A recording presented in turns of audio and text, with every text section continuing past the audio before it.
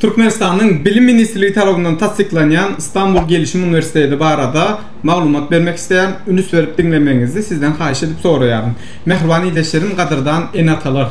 Bilişiniz yalı İstanbul Gelişim Üniversitesi Türkmenistan'ın sanağındaki en amatlı üniversitet ve en amatlı üniversitet bolmağı sebeple de käbir bölümler deyindi deyip her gün diyen yalı paylaştı.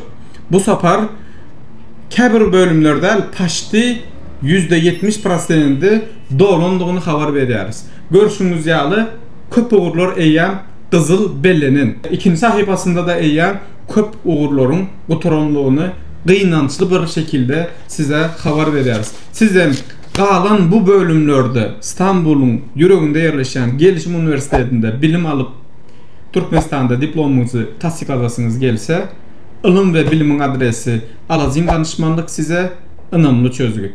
Etmeli zadınız Belle'nin telefon numaraları bilen haberlaşmanız yeterlidir. İstanbul Gelişim Üniversitesi'ne ilim ve bilimin adresi Alazim danışmanlık bilen kayıt olan her bir okuvçağa Alazim danışmanlığı tarafından $250 kömek edildiğini haber veriyoruz.